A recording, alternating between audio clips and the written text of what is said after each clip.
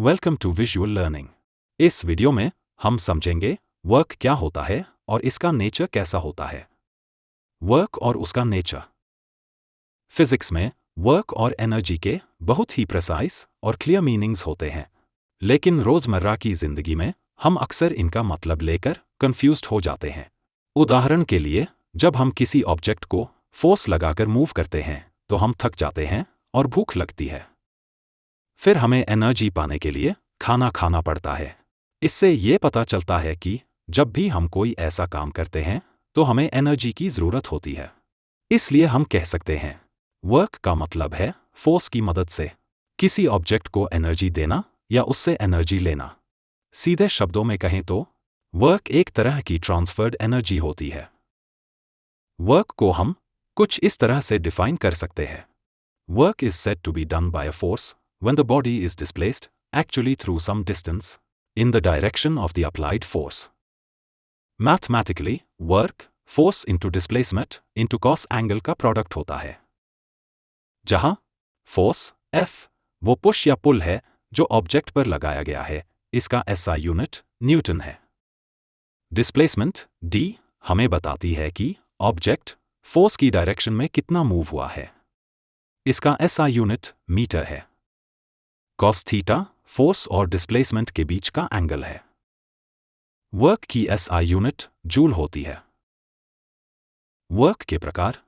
Work तीन तरह का हो सकता है: positive work, negative work, zero work. अब इनको एक एक करके एग्जाम्पल के साथ समझते हैं। Positive work. जब फोर्स और डिस्प्लेसमेंट एक ही डायरेक्शन में होते हैं तो किया गया वर्क पॉजिटिव होता है। इस केस में फोर्स और डिस्प्लेसमेंट की बिटवीन एंगल 90 डिग्री से कम होता है। एग्जाम्पल के लिए, जब हम किसी बॉक्स को पुश करते हैं तो फोर्स और डिस्प्लेसमेंट दोनों एक ही डायरेक्शन में होते हैं। या फिर जब कोई ऑब्जेक्ट ग्रेविटी के इफेक्ट से नीचे गिरता है तो फोर्स ग्रेविटी भी नीचे होता है और डिस्प्लेसमेंट भी नीचे होता है। इसलिए ये भी पॉजिटिव वर्क होता है।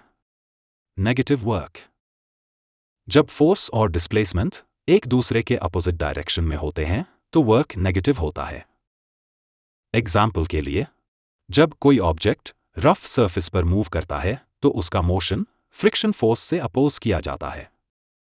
फ्रिक्शन की डायरेक्शन डिस्प्लेसमेंट के अपोजिट होती है, इसलिए फ्रिक्शन फोर्स द्वारा किया गया वर्क नेगेटिव होता है। लेकिन ध्यान दें, ऑब्जेक्ट को मूव करने के लिए जो अप्लाइड फोर्स लगाई गई है उसका वर्क पॉजिटिव होता है। Zero work. अगर ऑब्जेक्ट डिस्प्लेस नहीं होता या फिर फोर्स डिस्प्लेसमेंट के परपेंडिकुलर होता है तो वर्क जीरो होता है। एग्जाम्पल के लिए, जब हम दीवार को बहुत जोर से धक्का देते हैं लेकिन वो हिलती नहीं तो फोर्स तो लगाया गया लेकिन डिस्प्लेसमेंट नहीं हुआ, इसलिए वर्क जीरो है। लेकिन इस प्रोसेस में हमारी मसल्स एनर्जी यूज करती हैं, इसलिए हम थक जाते हैं, पर वो एनर्जी इंटरनल होती है, एक्सटर्नल मैकेनिकल वर्क नहीं होता। इसलिए इसे हम जीरो वर्क कहते हैं। इस वीडियो में अभी के लिए बस इतना ही। अगर आपको हमारा ये वीडियो अच्छा लगा तो हमारे इस चैनल को सब्सक्राइब करें, इस वीडियो को लाइक और शेयर करें।